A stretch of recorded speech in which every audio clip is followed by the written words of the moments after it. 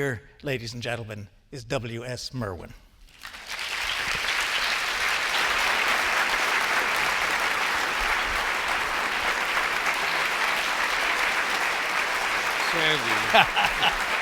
So you'll hear? Yeah. And I'll put your poems here. Okay.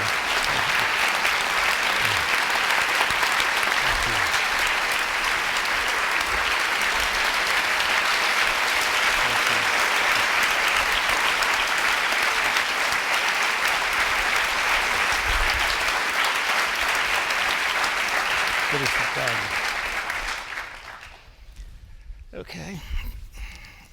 I understand from Bernard Schwartz that the wise archive of William's appearances here, his appearances go so far back that they don't, it's into the oral tradition. Do you remember the first time you were here? I do. It was 1956 or 7, and probably 57, because those were the years when I was living in Boston, and I came down. This was the first reading in New York here. Betty Cray was following John Malcolm Brennan, who set the whole thing up for Dylan Thomas. I believe that's what it was. And Betty, I think everyone loved Betty. And that was that was to me very remarkable to be here in this very room and reading in New York, where I was born, not so far from here, up near the cathedral, in what was then the women's hospital. And I thought, I was ashamed of that in the schoolyard, being born in the women's hospital. I mean, but I wanted to say this tonight just to get something a little clear. Many things have changed in the years since that first reading. And one of the things that's changed is that I had very good eyes in those days. I mean, if I forgot my binoculars and went bird watching, I just went bird watching anyway. And I read a great deal, and I always took them for granted. I mean, they were extremely good eyes. And in recent years, they've begun to warn me that they were more tired than I was, and they were slipping away faster than I was. And I realized a man came up to me after a reading in Washington about 15 years ago and said, many of your poems back quite a long way deal with the subject of blindness and of losing one's sight. And there are so many blind people in your poems that are important. And he said, did you mean something by this? And I said, well, if it's there, whether I knew it or not, I probably did mean something by it, but I'm not quite sure what it was. But I said, there's a great tradition of blindness in poetry. As a matter of fact, I introduced Borges on this very stage, and Borges read everything from memory, which is what the poems I want to read tonight, I'll read from memory, rather than trying to read them off the page. One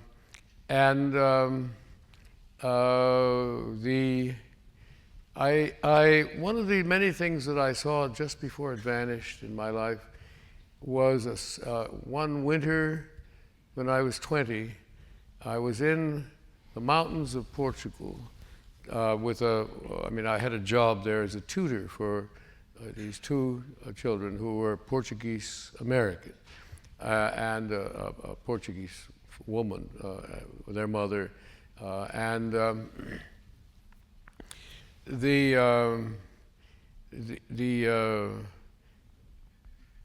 was staying in a farmhouse. She was living across the river in the big, ugly modern house. I was in this old, beautiful farmhouse with a mill attached and everything, an absolutely glorious place that went back to before the Arab sort of overwhelming of the Iberian Peninsula. Portugal was outside of that, and so this area was unbelievably ancient. And the door down into the courtyard was open, a big ancient door, huge timbers. And this man came in one evening and looked up, and I looked down from the floor above, and I realized he was blind. He had a little, not very good condition mandolin, not very well tuned, and he began to strum on the mandolin, and then he began to chant, sing, tell poems, a very long, heroic poem. And this is a tradition that goes back. Milman Parry from Harvard was one of the men who started the whole thing of discovering this ancient tradition of reciting, and very often the children who became these reciters, they had to be illiterate. Literacy destroys that kind of memory, or greatly limits it. He was one of these wandering bards, one of these wandering minstrels, and it was still alive in the mountains of Portugal. This was in 1940, the end of the 40s, right after the war. And I actually heard this man sing, and after he was finished, they brought him in and they gave him some dinner of codfish and potatoes and wine and somewhere to sleep, I think, and then he was off wherever he was going. But many of the people who became part of that bardic tradition, and this is part of the myth of Homer being blind. Homer came from that tradition too. And I believe powerfully that this was not a committee. I mean, this was a great poet who wrote at least, there may have been two of them who wrote those two poems, but to me the Odyssey is probably the single greatest poem outside of Shakespeare in the Western world. I'm so lucky to have actually listened to that man sing and actually been that close to it. But I think this is a great ancient tradition, and and then Milton. When I went to college, I fell in love with Milton, and I memorized the first book of Paradise Lost. And I think he wrote one of the great sonnets in English, and I love Milton. The Puritanism got in my way sooner or later, but so I'm thinking about those things as my eyes begin to evade me, and thinking, you can live without it. And Borges was another great modern example. Right. So, long answer to your question. Well, I don't think the wise budget will allow that cod dinner and wine for you after reading tonight. But I want to go back. I'm sure most people in the audience tonight, poetry readers, you have favorite poets, and you rush to get a new book by them. And then occasionally you'll go back and read favorite poems in older books. But few people have the experience I had last year, a couple of years ago, of when putting this book together, of actually sitting down over a month or two and reading right through everything a poet has written. And one thing that struck me about William's poem, for all of his love of exotic places and cultures, I was struck anew in reading through everything how many of his poems dealt with Pennsylvania, where he was born and grew up, with his family, with the landscapes of the Allegheny River. And you think of him as a poet of Hawaii and of France and elsewhere, but Pennsylvania has a deep hold on you. Yes, and for many reasons. My parents, both of them, had no parents of their own. My mother was an orphan, and she lost everything over and over again. I mean, everyone whom she was attached to. So that I was actually the first beloved thing that came into her life that she lost her firstborn child. And she began to feel she might be able to keep something in me. So there was a little anxiety about that. But I knew nothing much about her family, and what I found in recent years, little odds and ends, and they've been fascinating. But my father's family, there was more to it, and I knew more of it. And of course, after 7 years away in Europe, I came back and I wanted to find out, Europe, the past is taken for granted. It's part of everyone's consciousness, or was at that time. And in America, the generation of my father, for example, nobody wanted to know about the past. I think this is, the classes have got mixed up now. The middle class used to mean not the blue collar class, but the white collar class, and but no, not rich or ancient or anything of the kind. And that one of the things about them that I thought was probably typical of the American middle class at that time was their not wanting to know about origins, because the origin probably was humbler than their present situation, and they didn't want anybody to know what it was. And I don't think that's completely gone. I had only one member of my father's family who was interested in the past, Aunt Mary, and I used to go and ask her questions about the whole thing, and she would tell me. But she kept saying, "Billy, why do you want to know about these things? Because nobody else does."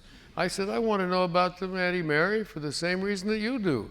I find it fascinating. I don't believe it all began yesterday." And of course, when I got to Europe, that was one of the things that fascinated me about Europe, was that the past was taken for granted, and people had a taken for granted attitude about the past. They were interested in it. They weren't obsessed with it, or at least not most of them weren't. And sometimes they were very proud of it. Sometimes they weren't. But it was part of your life to have this past, and so there was a sense of continuity that seemed to me something I've been looking for a long time, and I still feel that way about Europe. And I was asked earlier today what was the hardest decision I'd ever made, and I said, I don't know how to answer that, because there are some of those decisions that could never be decided. And one of them was, for many years, between Europe and America, between the city and the country, between these different kinds of life. And I realized that these seemed like decisions, but one day I sort of said to myself, these aren't decisions, these are you.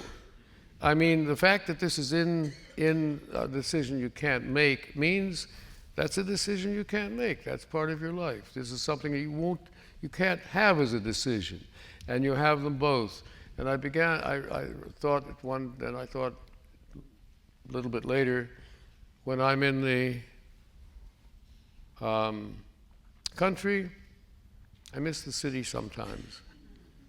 When I'm in the city, I miss the country all the time. So that's a step. I mean, so I end up living in the country and coming back to the city and saying hi, and nice to see you, and how have you been, but not staying for very long. And I think that's just the way it is. Okay, in a slightly larger sense, and I know you've written about this before, that when all during your Wanderjahre and on your time living in France, where you're on your way tomorrow back to your house, you've thought of yourself as an American poet. Yeah. And I'm just curious about how you would define that. Is there something in American poetry, the tone of voice, in the attitude The towards American experience, language. as opposed, You know, Lowell says somewhere about one of the poems when he comes back. I think it's in histories or no, I think it's in before in notebooks maybe.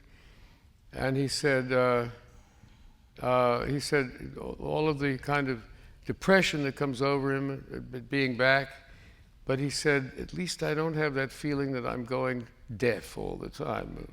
In England, he wasn't hearing his own language, and it is our language. This strange. I mean, the English language is one of the great messes that's ever been evolved by human beings, and the French throw up their hands because they believe in a rational language and le mot juste, which is just a crazy idea. There is no single word. I mean, and so that's why they don't. That's why a lot of French people detest Shakespeare, because Shakespeare is writing with the use of the language that is quite alien to the French. I mean, it wasn't alien to the French. It wasn't alien to Rabelais, and it wasn't alien to Montaigne. But once you get into past Boileau and into the 17th century, and this idea of rationality,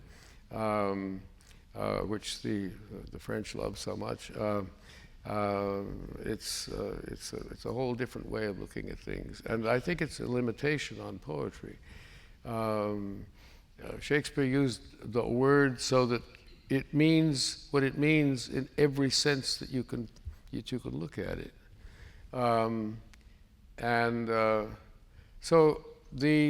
but I wanted to hear the American language, and its strange connection with American history, and we're a very strange. It's a very strange country. I think one of my heroes. One of them was, thank you for using those wonderful words from Thoreau. Thoreau and Jefferson are heroes of mine, and I after those years in Europe and quite a few of them in England, I wanted to see where I was attached to in the States, and that's the only part of my family that I could find out about was my father's family, and it wasn't that they were very classy or anything of the kind. They were not. They were kind of river people on the Allegheny, and the house was an old frame house where my grandmother kept a little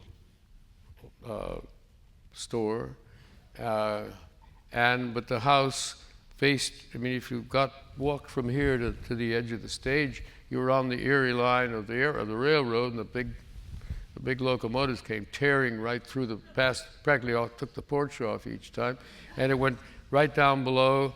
It went down into the river. So she always lived between the railroad and the river, and she was a hard-bitten old lady. She'd had 10 children, but I think 9 survivors. My father was the youngest, and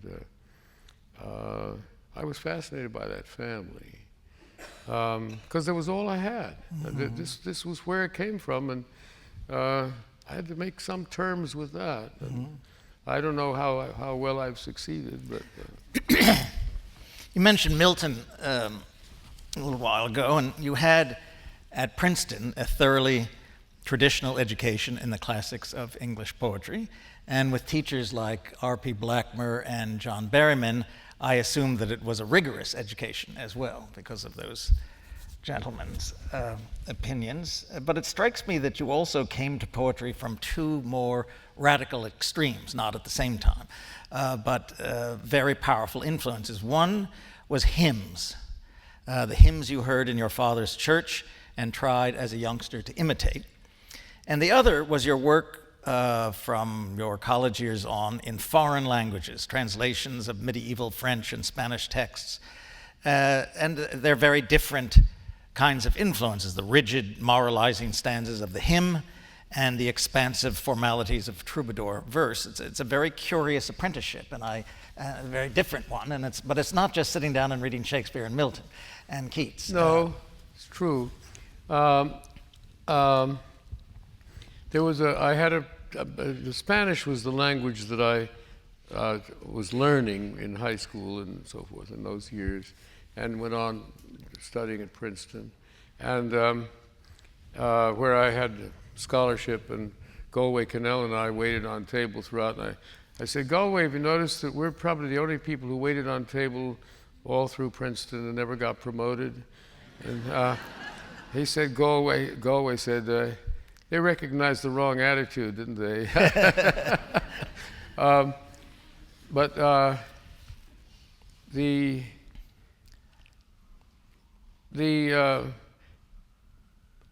my Spanish teacher at Princeton was a very lovable man, beau, I suppose. He was in his 30s, from, I think he came from Salamanca.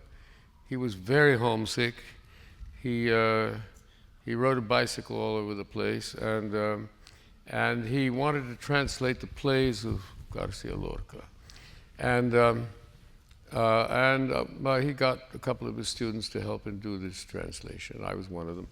And, you know, I worked with him on the plays, and I tried to share his enthusiasm for Lorca's plays, and up to a point I did. But what I really got interested in was Lorca's poems, and especially two books, the Poemas del Cantejondo and the Romancero Gitano. And I wanted him to help me translate the poems, and I started trying to translate them. There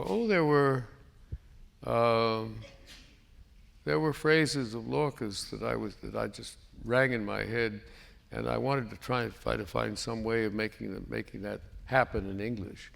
And I was never quite content that I had. And of course, if you're a translator, you're never quite content with what you do, or at least you shouldn't be. And if you are, somebody will come along and do it better and show you. Because there's no such thing as a final translation, which is one of the consoling things about it. And that same year, a friend of mine who lived in Washington invited me down to spend a few days of the Washington vacation with him with his family in Washington. And while I was there, Ezra Pound was in the psycho ward of the military hospital of St. Elizabeth's. And I called up to see, I called up the hospital and asked whether I would be allowed to visit Ezra Pound. And they said, well, it depends on whether he wants to see you. And I said, well, I mean, I don't know how to ask him. Would you ask him? And they said yes. And they came back and said, Pound would be delighted to see you. And we made a date, and I went down and I spent the whole afternoon with Pound, and it was very valuable. I mean, he took me seriously. He said, if you're going to be a poet, he said, you can't just sort of fool around with it. You have to treat it seriously, which means you have to work at it every day, and you ought to try to write a certain amount every day. He said, you can't write a certain amount every day. He said, you don't have anything to write about. People, you know, young men of 18 think they have a whole life story to talk about, but he said it's not of much interest at 18. So he said, what you need to do is to learn languages, and he said, and translate. And he said, what languages do you know? And I said, well, a little bit of Spanish, and I've been translating Spanish. And he said, that's all right. The Spanish is all right. He said, he recommended the big collections of ballads, and it's a great ballad tradition in Spanish. But he said, try to get the Provençal, which is what everybody called the language of southern, what is now France. He said, try to get that because the early troubadours, the connection with music and with poetry was taken for granted. And these were in a sense song lyrics, which is what as I learned, one of the things that made them hard to translate, very hard to translate. But he said, this is what we'll teach you. Try to translate those guys, and you'll learn a lot from them. And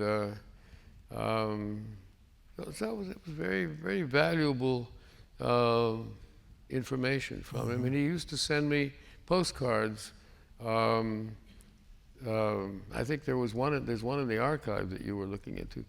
There's one postcard where in pencil he writes, "Read seeds, not twigs, EP." he loved being a teacher, and what an enigmatic man. And right here, not many blocks away in the library, are the manuscripts of The Wasteland, and how it was when Eliot gave it to him and how it was when Pound gave it back, and what a huge influence Pound had on his contemporary Eliot. And but I don't know how they could stand Pound because he was so dictatorial and so pedagogic and so full of his own ideas about everything. I don't remember, Yeats spent a lot of time with him, and certainly Eliot did. And the army wanted to, of course, shoot him because I didn't know his politics when I went down to see him. I didn't know about the anti-Semitism, and I didn't know about the fascism or any of it. I learned that in due course, and I'd have been shocked. And I was glad I didn't know about it when I went down to see him. But I'm indebted to him, and I think we all are.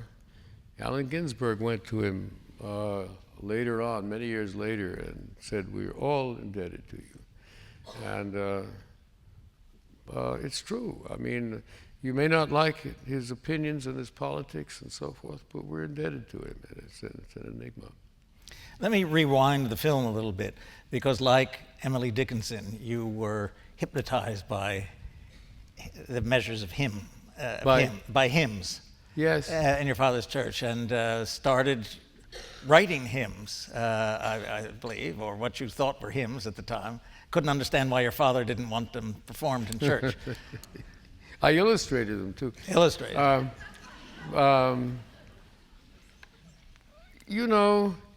There's a hymn, the words of which it's an 18th century tune, and Addison wrote the words. I mean, some of them were pretty interesting.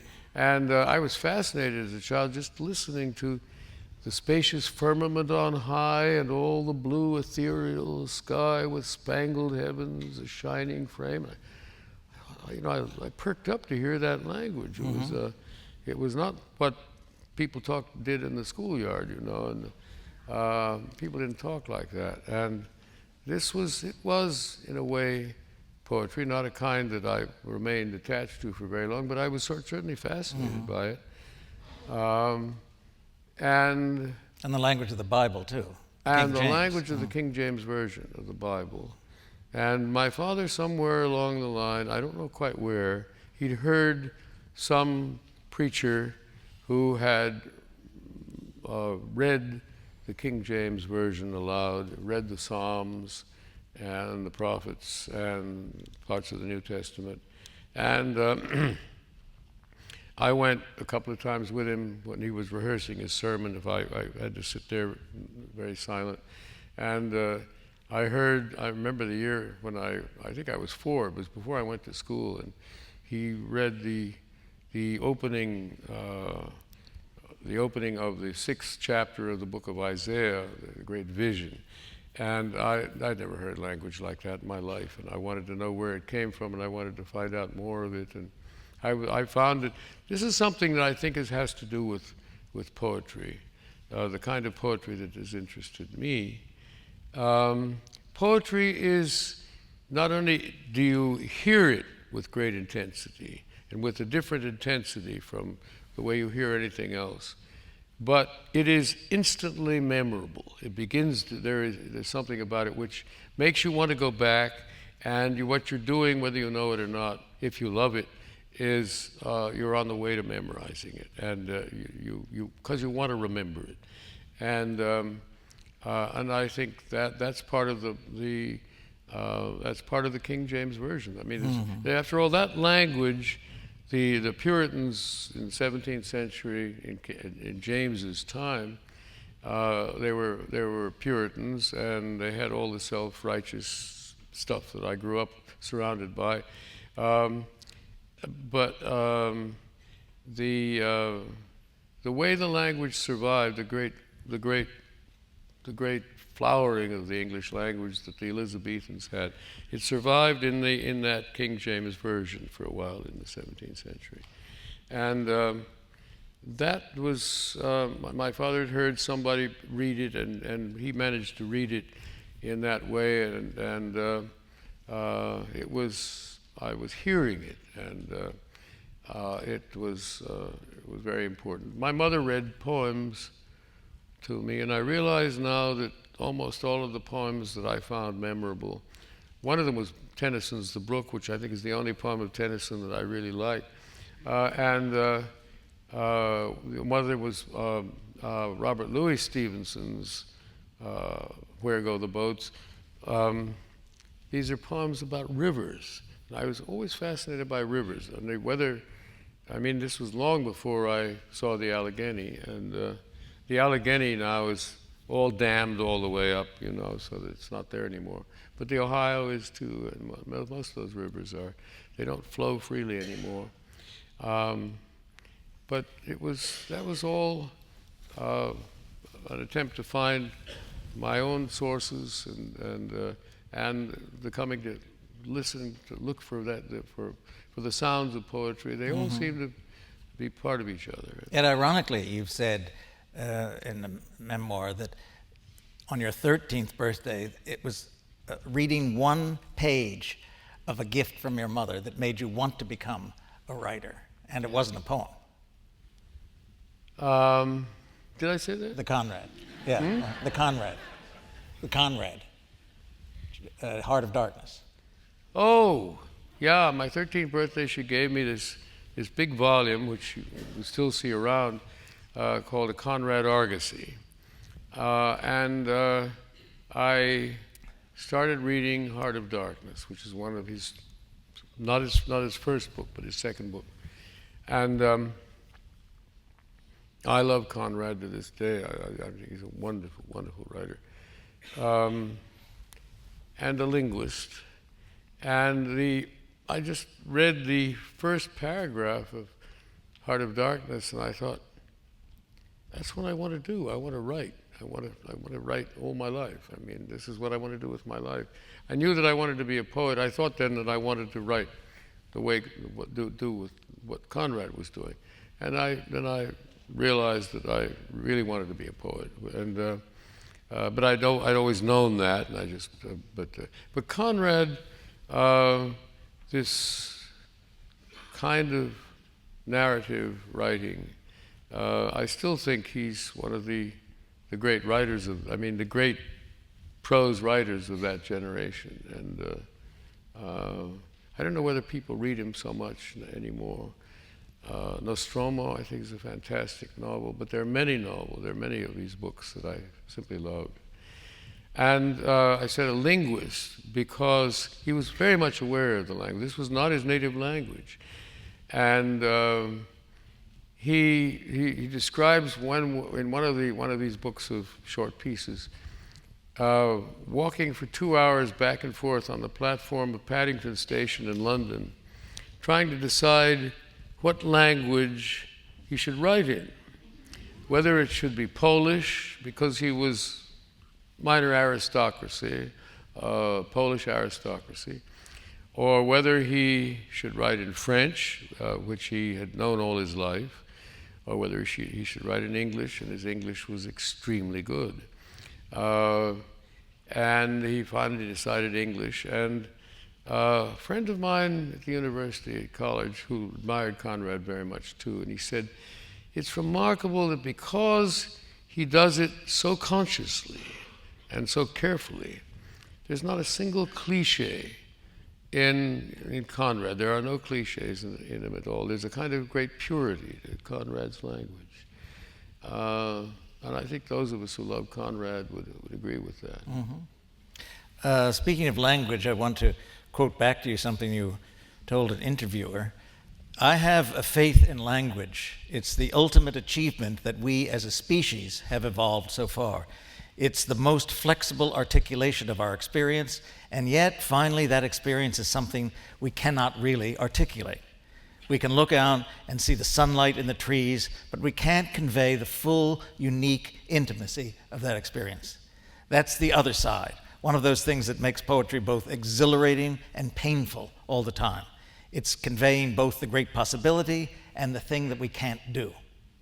I still think that completely so, because I believe that the origin of, I should have put that word human in there, because I think that other species all have languages in different ways. This is the human language. And I believe that the origin of human language and the origin of poetry are the same. I think that they are both, they are there for the purpose of, and they evolved for the purpose of trying to express something that is inexpressible. They're not there to convey information. And I think they come from a part of ourselves that is not rational and that we have basically no real control over. The example that I keep going back to is a photograph of a woman on the front page of the Times, New York Times, whose husband has just been blown up with a bomb in front of her eyes. And her face, her mouth is wide open, and you don't have to know anything more. You don't have to know what the sound is, because you know what the sound is. And this is this pure, inexpressible. I mean, what she's trying to utter is inexpressible. And I think that is part of the source all the time, that the things that cannot be said. I think that poetry continues to be trying to express the things that cannot be expressed. I think that's why after the Twin Towers in 12 years ago, everybody in New York was reading poems, poetry, and the bookstores were all sold out of poetry, and nobody read anything else. Why did people turn to poetry? Poetry is, and this happens in wartime and in private crises in people's lives, people who don't normally read poetry start reading poetry. They're hoping that it will express something that they can't express. Poetry, prose conveys information, which is essential, and we need it, and we use it, and there's a kind of imaginative prose. It's there in Moby Dick, and it's there in Faulkner, it's there in the great prose writers, which is close to poetry. But a lot of prose is conveying information, which is very valuable. We need that, but it's not the same. And this thing of the unexpressed remaining unexpressed, and that's part of the whole thing, is with it always.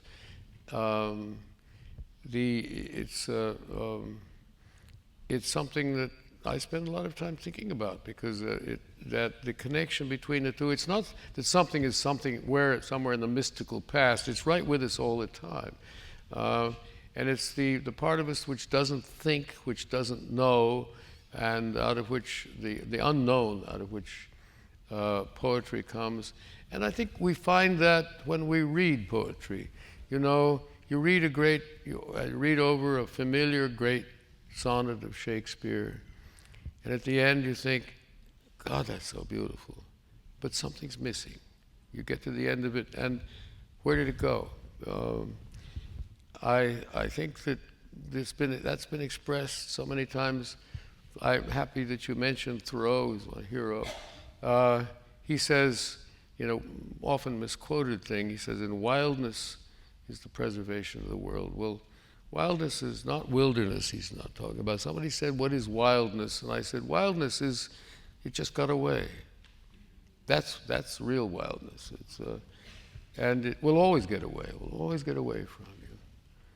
I think that's one of the reasons that we love poetry. We feel it's expressing what just got away. Mm-hmm. So the two homes that you have in France and in Hawaii couldn't be further apart from one another geographically. And that says, it teases one into other thoughts about this, because as you've been in France since the 50s, but as an American in France and then as an American in Hawaii, you were literally, in a sense, an outsider. And I didn't know whether that was in any part a deliberate choice to be a kind of outsider or to have that different perspective on things. Well, this is part of what that sequence is called the American experience. I bet if you went round the auditorium, you'd find that we were all outsiders. How many people who are in the auditorium this evening actually were born and grew up in New York? Some, but I would think there was a large number of people here who are from somewhere else. And I remember a funeral of a friend of ours in New York, of all of ours in New York, years ago, and he came from, out on the Wabash, somewhere I think in southern Illinois, and somebody who was a minister from out there came and was speaking at his funeral, and he was droning on and being quite boring, and a woman there said, "Oh God, how dreary! Can't we shut him up?" And somebody said, "No. Let him talk, and let him remind us why we left there." You know. Yeah. So when you came to write about Hawaii, to which you came almost haphazardly just to give a reading, and ended up spending many years there. But your really extraordinary, heroic, epic poem, The Folding Cliffs, which I hope many of you know, must have, because it's enormously hefty and luxuriant story, must have drawn on enormous reserves of energy. It's a very intimate story and a very panoramic one, and it's certainly the grandest thing I think that you've written. I was curious, what did it require of you? Not just what you gave to it, but how many years did it take to make? I used to dream, as many poets have, I suppose, of writing a big narrative poem, and I thought, well, most of the subjects for this thing, I sort of gave it up and thought, most of these heroic notions are pretty silly in our time, and I wasn't thinking about it. And this story that I read, a version of this story, which turned out to be a very, very inadequate one. But I couldn't get it out of my head, and it's the story of these this Hawaiian family at a time when leprosy was taking over, and leprosy was called the Chinese sickness. It apparently came from China, and the Hawaiians were particularly prone to it. The Hawaiians picked it up. And nobody knows quite why. Nobody still knows how leprosy is communicated. A husband and wife could live together, and one will have it and the other one won't. There are all kinds of theories about, dipping into the same bowl, but it doesn't work. It's possible. There was the fact that the Hawaiians were always barefoot, which gave them wonderful traction in walking in the mountains. But there were always cracks in their feet, and they picked up something from in the ground, and it was communicated that way. But nobody really knows. There have been studies in India and in Norway, where odd different places where it's common, where it was common, and they know how to stop it now. They don't know how to prevent it from happening. But this family was afflicted with it, and it was the males. I mean, the father and the son who had it, and the wife was not. And she's the center of the poem, and she survived many years after the crux of the story. But I mean, I didn't know what to do with this story, and I thought, I'm a haole, which is the sort of impolite name for white foreigners, coming into Hawaii from the Hawaiians. I'm not a Hawaiian, and I don't believe in exploiting their material, but the Hawaiians weren't writing about this story. Jack London wrote a hideous version of the story when he was out there. I thought, well, I'm not a novelist, I'm not a historian. I don't know what I would ever do with it if I did try it. And I wasn't, but the story kept coming with me, staying with me. And I finally began to look into the story itself to find out more about it, because there's a lot that we don't know. There's still things that we don't know. Pi'ilani, who's the woman, I don't know where she's buried. I mean, there's a great deal that we don't know about this story. And I went on looking into it, and people began to help me, and because other people were fascinated by this story, and it suddenly occurred to me that the only kind of language that could tell that story would have to be a poem, because it would have to be something that could be sufficiently malleable to be able to convey Hawaiian chant on the one hand and Board of Health correspondence on the other, without having to change its mode and its manner of speaking. And I said, poetry is the only thing that has that kind of wonderful flexibility. And I kept thinking about these things, but I thought, I don't know how to do it. And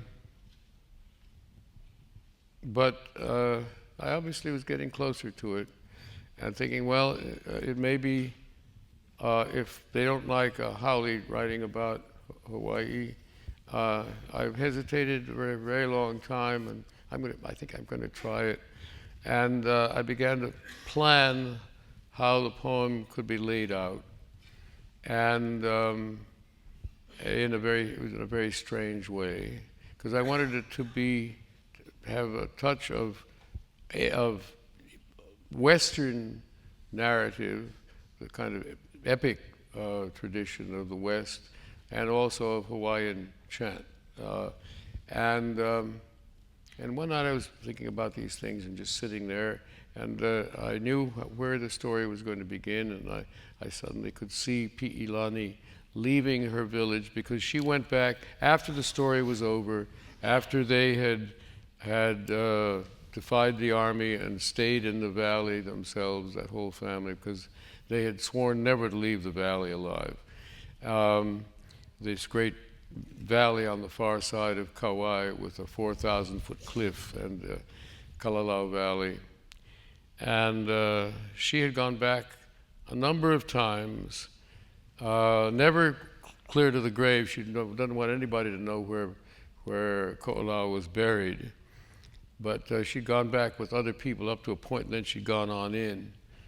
And once this last time, she went entirely alone. That's all true. And as much of the story as could be historically accurate, I made that way. And I start out in this strange way by telling, in a sense, the whole story in the beginning, and then having to go back and see how the different parts of it came to happen, and doing it backward. That's that way. I worked at it, done the writing. I think my wife Paula said that I was about between 2 and 3 years. I was just completely absorbed in it, and then I just took it out and put it on the dining room table. And she didn't know what I'd been working. She knew I was working on that story, but she didn't know what I was doing. She was surprised to see that it was a poem, and I hope it's a readable poem, and I hope the characters work. I never knew. I still don't know. And the funny thing is that, of course, it's not funny, but the closer to Hawaii, the more people have responded to it, and I think it's only seems to be getting to the East Coast about now. But I hope it's not just a very local, of local interest. But I have no way of guessing that. Let me just pull a question from left field.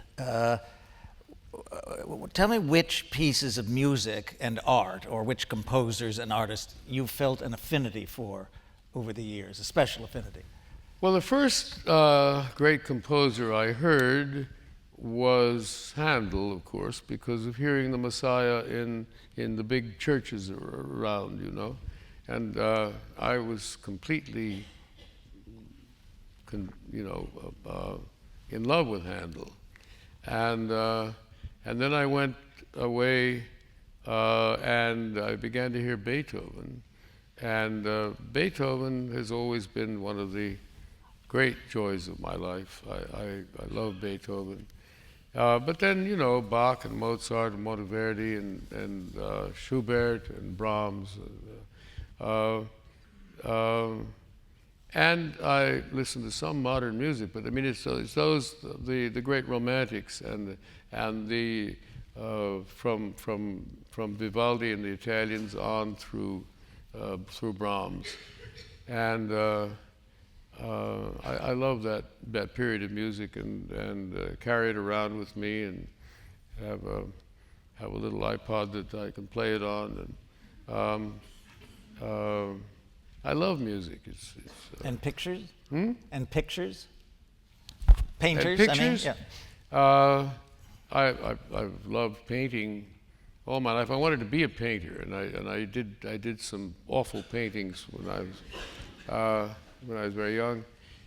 I thought I was going to be a painter for a while. I think that probably my two favorite painters now are Vermeer and Goya,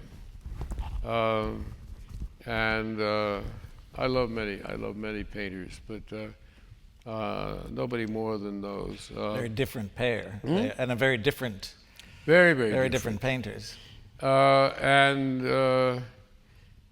can remember in the Moritz-Weiss Museum first seeing live on the wall across the room as you come up the stairs then. I'm also mad about Velázquez, but the girl pouring the pitcher of milk and thinking, that's it. That stream of milk, that's the whole of existence is right there. And that's what you want, I think. That's what you want in all of the great arts. That if you look at it or listen to it or get it, that instant, that moment, that line, whatever it is, it contains the whole of life. And you have, for a moment, you feel that it's sort of revealed. You lose it again, but I think that's one of the reasons we love the arts, that sense that someone has recognized it and shown it, and there it is, and that's what they've given us. Mm-hmm. Let me ask you one last question, because I know you want to say some poems. And you talked about going to visit, as a college student, visit Pound. Nowadays, there are a lot of young poets, more than ever, it seems. And the range of possibilities for them seems very broad. Yeah. Some people are writing formalist poems, and people say, why? And some people are writing language poets, and people say, what? It's one of those periods when there's a lot of opportunities. And so what would your advice be to a young poet who has more ambition than he has experience? Oh, I'd be very cautious about giving advice. I think read a lot and listen a lot. I think listening is where it all comes from. And then the next question, of course, is what do you listen to? And I say, well, that's what you have to find out, you know. But listening, it's because it comes from hearing, comes from a hearing experience, comes from hearing sounds.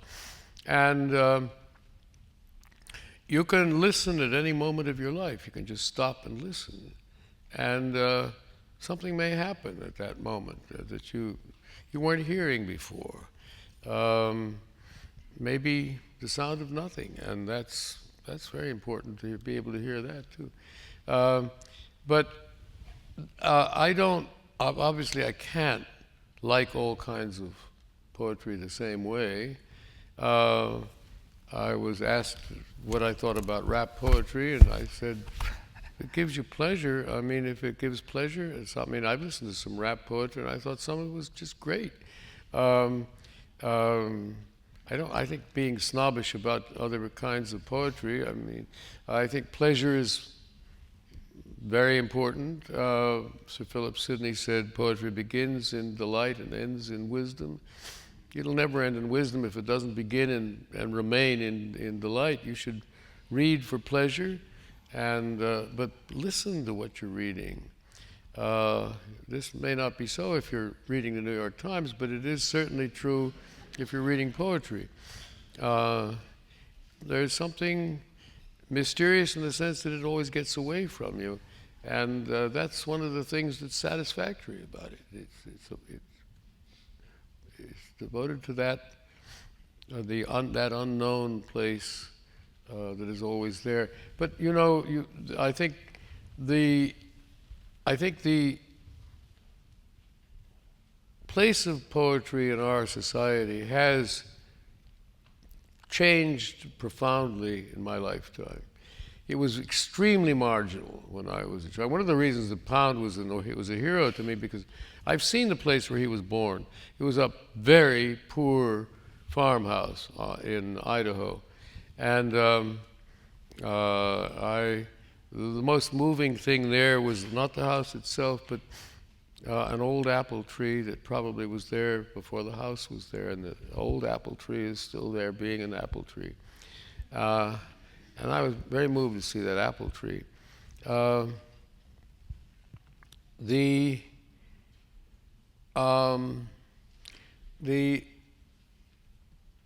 All these different kinds of poetry. I think the opening of poetry to the public happened during the Vietnam War, when poets took up a public position about something that was happening in the society on a large scale, and spoke out about it. I mean, whoever listened to poets before, and nobody cared whether they're being listened to, but they wanted to get this out there and protest this something.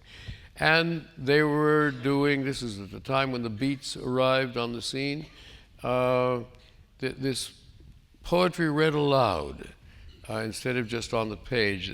That was the beginning of it. And I think that broadened into our culture. You mentioned these different kinds of poetry.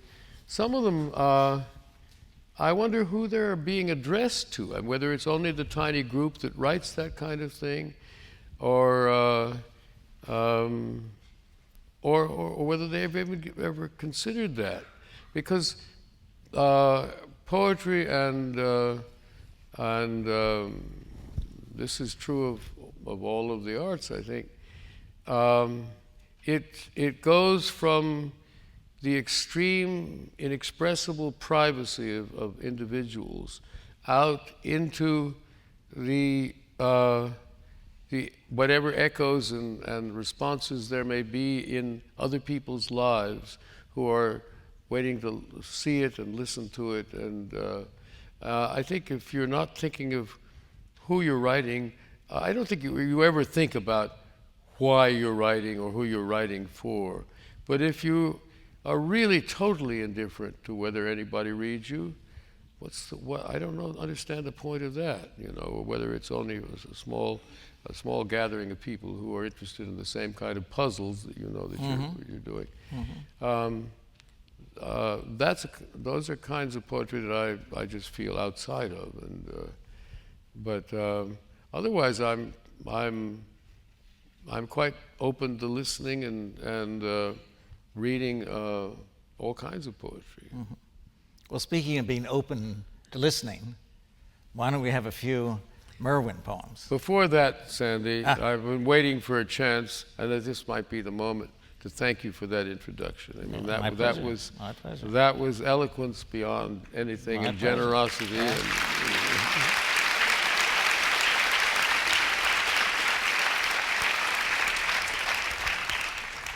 I want to read. I want to recite because of not seeing very well. I've instead of struggling to read it, sometimes the light or something is a problem, and I don't want to be struggling to do that and that be making that part of your own perception of what's going on.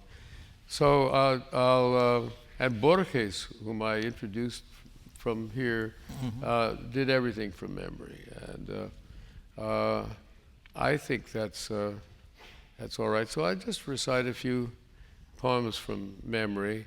There's one that it's a poem that I wanted to write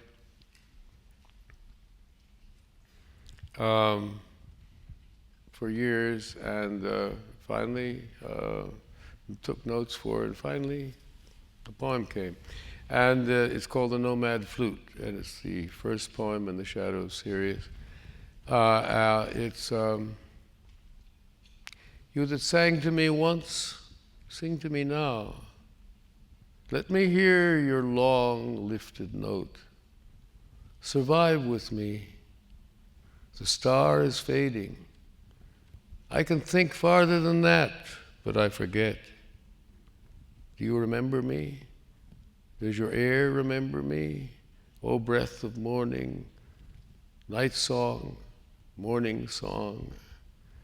I have with me all that I do not know. I have lost none of it. But I know better now than to ask where any of it came from, where that music came from. Once there were lions in China. I will listen until the flute stops and the light is old again. I want...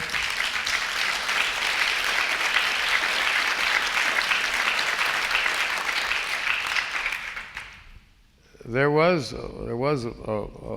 remembered this afterwards and I'd forgotten, and then I realized that I had those 18 songs of the Nomad Flute, and someone had walked away with my copy of the book, and I'd forgotten all about it. And I found my way back to it and got one of the old copies from the Museum of Modern Art here in from the Metropolitan Museum. They published an edition of it years ago, tiny edition, and it's all gone. There's a woman who was taken captive by the Mongols in I think the 4th century. And she had a strange life between the Mongols and the people. They allowed her to go back, but by then she'd had a child in Mongolia, and she was back and forth between them. And the songs of the Nomad Flute are both liberation and homesickness, and that's wonderful. I think that's what a lot of poetry. I think that's one of the basic themes of all poetry. After all, what is the Odyssey about but homesickness? You know, there's a poem then called Late Spring about meeting my wife, coming into the high room again after years, after losses and feet on stairs and the sounds of lies, thinking to find no one there except those I knew. Suddenly I saw you, dressed in white, already waiting. You of whom I had heard with my own ears from the beginning, for whom more than once I had opened the door, believing you were not far. The middle section of that book is a short section, and they are, someone did a collection of them separately called Small Elegies. And they are small elegies. They're short poems, they're lyric poems, and they're all to or about dogs. These are about dogs. And I don't know if you, how many people in the audiences have had close relations with dogs in the course of your lives, but it's not like any other love. And it's not like any other grief when you lose them. I mean, whether it's better or worse, I don't know that, but I mean, it's something on its own. And so these are, you know, when you lose a dog that you've loved, you don't think about anything else for a while. And there's a poem about a blind dog, a dog who went magnificent, black chow, who went blind at the age of 8 with glaucoma. And she was something, there was something regal about her. She always knew everything. She knew where she was, she knew what she'd been doing, she knew what we'd been doing. When I took her for walks, she was concerned about me getting up the steps and over the roots and everything. She always knew where she was. And so there's a poem about that called By Dark. When it is time, I follow the black dog into the darkness that is the mind of day. I can see nothing there but the black dog, the dog I know, going ahead of me, not looking back. Oh, it is the black dog I trust now, after the years when I had all the trust of the black dog, through an age of brightness and through shadow, on into the blindness of the black dog, where the rooms of the dark were already known and had no fear in them for the black dog, leading me carefully up the blind stairs. She was the only queen I've lived next to, you know. There's another poem to her after she died. It's a lullaby poem. Sleep softly, my old love, my beauty in the dark. Night is a dream we have, as you know, as you know. Night is a dream you know, an old love in the dark around you as you go, without end, as you know. In the night where you go, sleep softly, my old love, without end in the dark, in the love that you know. I'll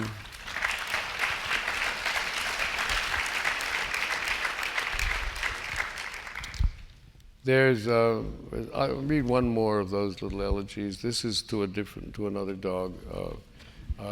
Great great close friend who took it upon herself to be my companion and protector. I used to tell Paula, she'd say, my wife, and she'd say, "Where have you been?" And I said, "Well, I was up planting a tree with my supervisor." And she would come up and she'd be about as far away as that box there and making sure everything was all right. And it was just wonderful. She'd just stay there, taking care of things.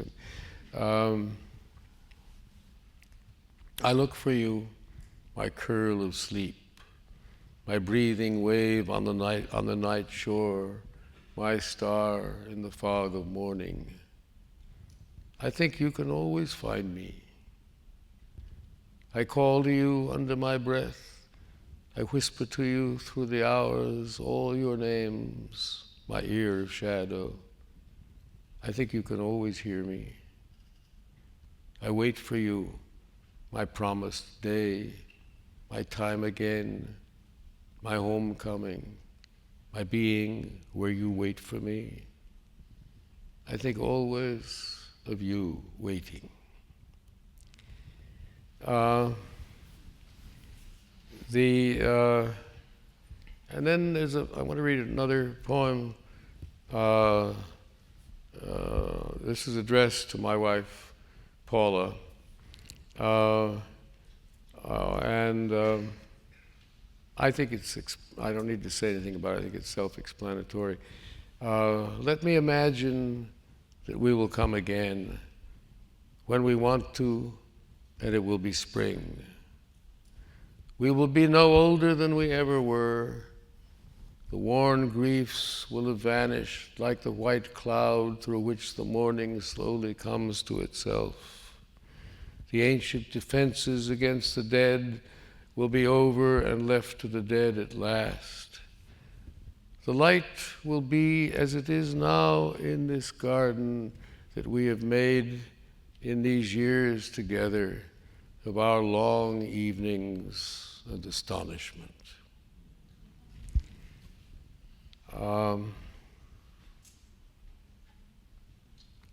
And then I want to end with one more poem called Rainlight, which is one of the last poems in the book. And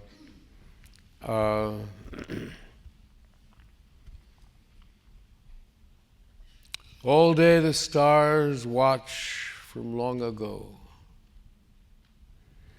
My mother said, "I'm going now. When you are alone, you will be all right. Even when you do not know, you will know. Look at the old house in the dawn rain. All the flowers are forms of water.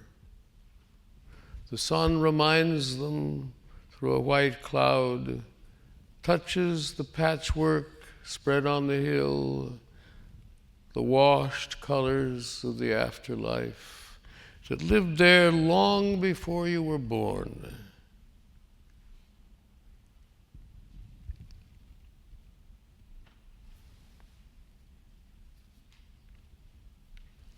See how they wake without a question, even though the whole world is burning."